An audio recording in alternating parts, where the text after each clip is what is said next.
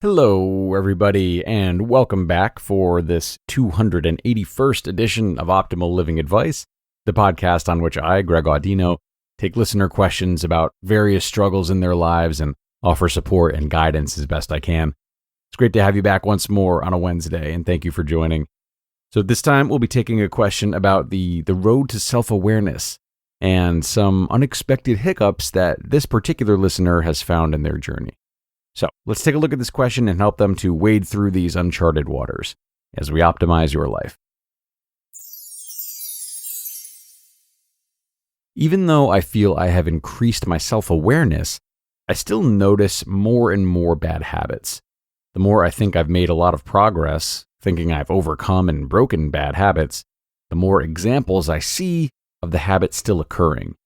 One that I'm really struggling with is codependency. Why let go of things and people? Okay, there we have it. Thanks a lot for sending this one in, Asker. Really nice to hear about your path towards self-discovery and all of the work that you're putting in. So congratulations are definitely in order. Golf clap. So for me, it doesn't feel as though you're not making great progress. It definitely seems instead that you've just arrived at a place within that progress, a checkpoint, if you will.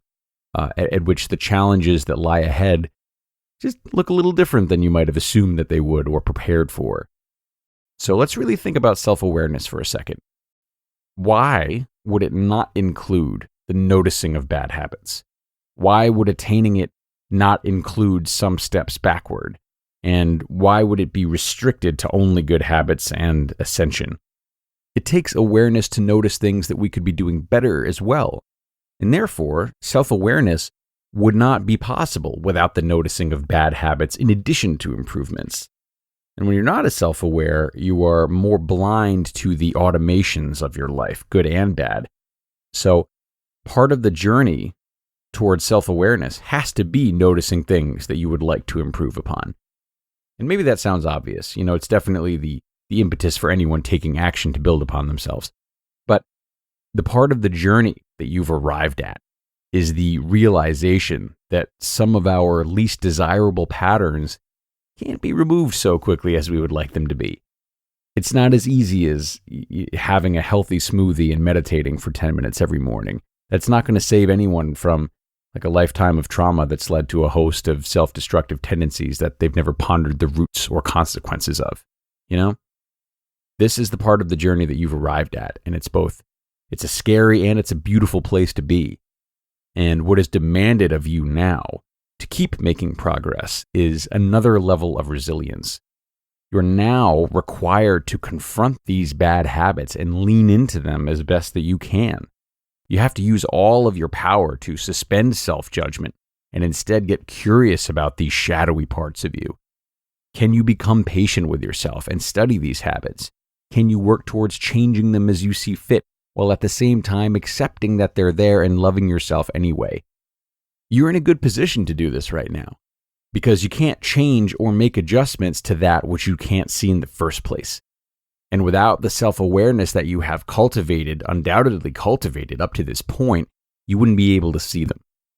So, to catch you up on where I'm at, the question for you now is not whether or not you've made progress up to this point. You have.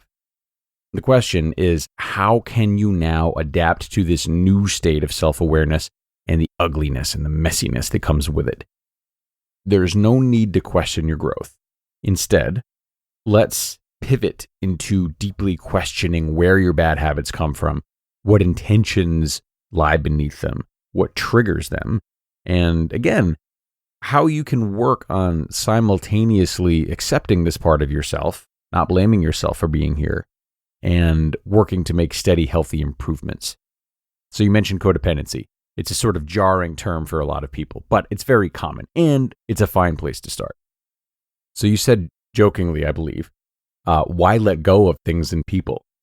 It can sometimes feel like that's what's demanded of us as we seek to become less codependent, but it's not. We don't need to let go of things and people. We just don't want to rely on them for survival. There's a big, big difference.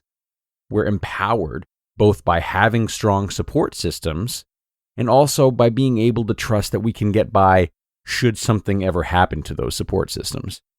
So, if codependency feels particularly crippling to you, you may consider talking with a therapist about where it stems from.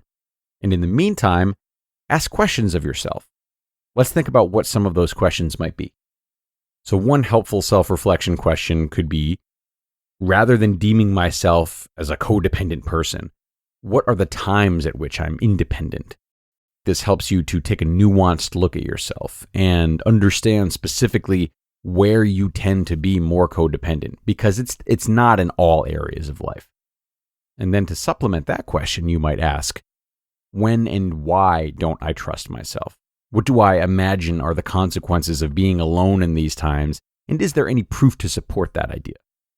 So this again hones in on when codependency is present in particular, and the stories you may be telling yourself about those situations. Okay, and then now, to help you get reacquainted with your power, you may ask yourself, when have I adapted in the past to situations in which I resisted having to be independent? So think big transitions in life that seemed scary at first, but you ended up growing into. Going to college, starting a big job, or moving into your own place. These would be really classic examples. And then finally, for a practical approach, always come back to the question of how can I lean into independence a little bit at a time rather than demanding a whole system overhaul. Maybe there are small, insignificant things that you tend to do with people, but in reality, they provide no risk if you were to do them alone. These types of scenarios absolutely exist, and the more you can explore them, the more you can sharpen your perception of where risk truly lies and how you can overcome those risks should they come to fruition, just as many people have before you, in spite of once experiencing the same feelings of worry that you do now. Okay, and that'll do it, everyone. Asker, I thank you once more for submitting this question, and listeners, I thank you once more for joining today. My hope for this episode is that it helps remind all of us that sometimes we have to take a step back before going 2 steps forward. We might put so much effort into whatever it is that we're trying to improve upon, and reaching that extra gear or changing our approach can simply feel too daunting at times. But it is in those times in which we have to sacrifice more, that the rewards stand to become that much sweeter and more appreciated.